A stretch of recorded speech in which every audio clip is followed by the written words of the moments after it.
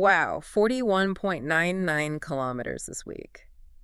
You're making this marathon training thing look like a walk in the park. Week 10 already, huh? It's crunch time. Crunch time it is, and we're not just here to marvel at those impressive numbers. No, not at all. We're diving deep, folks, into the why behind those training choices. Yeah. And what it all means for race day. It's fascinating, isn't it? This whole transition you're making from building endurance to, well, almost like you're bottling it up for race day, you know? Harnessing it almost. Harnessing, exactly. It's a big shift, mentally and physically, wouldn't you say? Huge. And you even mentioned in your log, it's been an adjustment, this whole easing back thing. Right. It's like your body's ready to go another round, but it's time to rest. Exactly. Your body's like, wait, are we done? I thought we were just getting started. Give me more kilometers. Exactly. And that's the beauty of it. This is where the taper magic really kicks in. Okay, I like where this is going, the magic of the taper. Yeah, you're giving your body a chance to rest, recharge, so come race day. You're good to go. You are firing on all cylinders. Speaking of firing on all cylinders, Hmm. can we talk about that 23.62-kilometer run? You crushed it. That's a good one. Seems like you used this taper time to really fine-tune some key things. Absolutely. And choosing that familiar route, no hills, smart move. It let you focus on pacing, fueling, no distractions. It's like a dress rehearsal, but for your run. Exactly. Practice your race day game plan, but maybe on a smaller field. Love that. And, oh, you even got to test out your gel strategy. Important. Kilometers 12, 18, and 22, boom, boom, boom. Like clockwork. Now, for someone who's had, a few bumps in the road with fueling, Sure, it can be tricky. can you talk about dialing that in? Especially for a marathon, it's crucial. It's so individual, this whole fueling thing. Not everyone's stomach can handle these gels, Right. But you found what works. Consistent energy, no pit stops along the way. Which is the goal. Exactly. And remember that pasta dinner you were raving about? Oh, so good. Carb loading. It's not just an excuse to eat pasta, although it's a good one. Always a good excuse. It's strategic. You're maximizing those glycogen stores, your muscles' energy reserves. So important for a marathon, right? Essential. It's like filling up your car's tank before a road trip. Make sure you got enough gas in the tank. Exactly. You don't want to be running on fumes halfway through. No, thank you. And speaking of fuel, toast and peanut butter, still your go-to. Classic for a reason, simple, familiar, good balance of everything you need.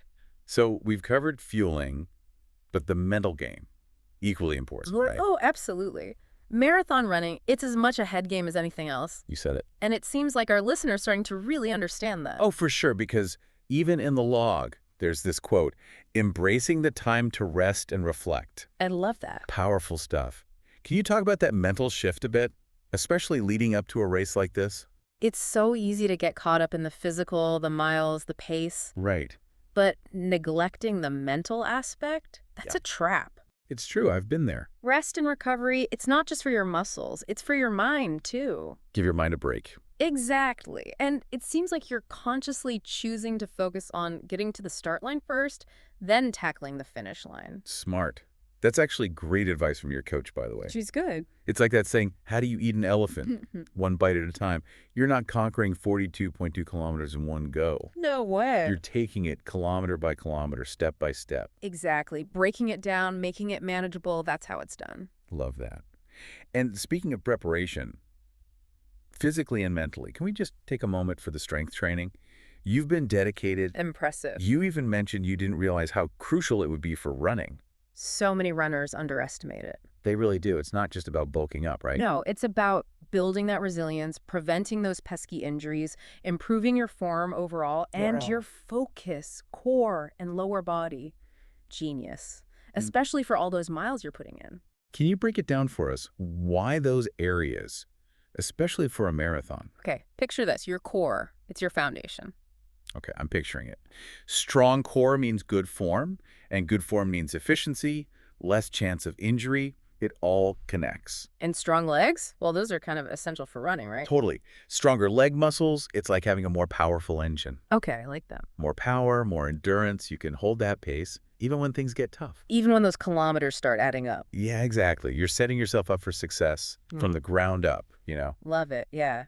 You're really thinking about all the pieces, the strength, the pacing, fueling, how it all works together. It's all connected. And that's what makes for a great marathon experience, right? Yeah. It's not just about checking off the miles. It's about the bigger picture. Exactly. Yeah. You're becoming a more well-rounded runner, stronger, smarter. I like it. And speaking of smarter, Remember that hill-free long run we talked about? The pacing practice. Oh, yeah, that was a good one. You mentioned experimenting with different speeds. Why is that so important? Why not just go all out every You time? got to train smart, right? It's like this, you wouldn't run a marathon the same way you run a 5K. Different beasts, totally. Right. So you're teaching your body to perform at a specific intensity, but for a long time. So pacing is like training your body for a whole new dance routine. Exactly. Your muscles, your heart, even your mind, they're all learning to work together at a sustainable pace. That's the key word, sustainable. Right. And it seems like you found that sweet spot during your long run. 5.58 minute per kilometer, Yeah. even with the speed variations. Impressive. Very nice.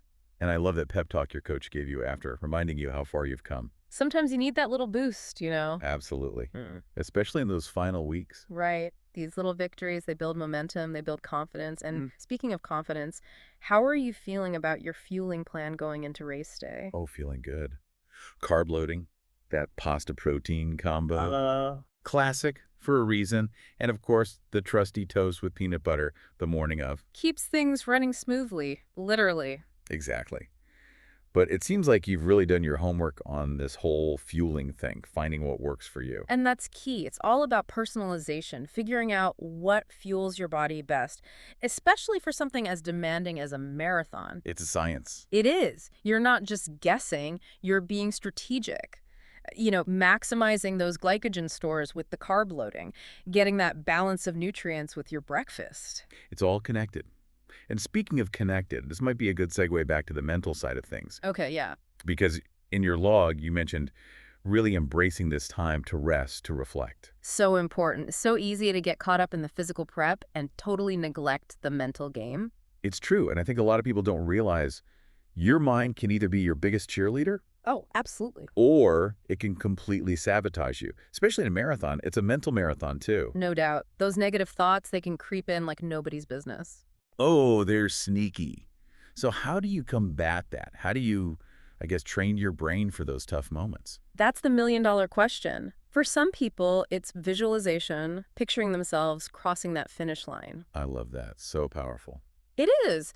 Others, they break the race down into smaller chunks, like getting to the next aid station. Makes it less daunting that way. Right, exactly. And of course, there's always good old-fashioned positive self-talk. The pep talks. Yes.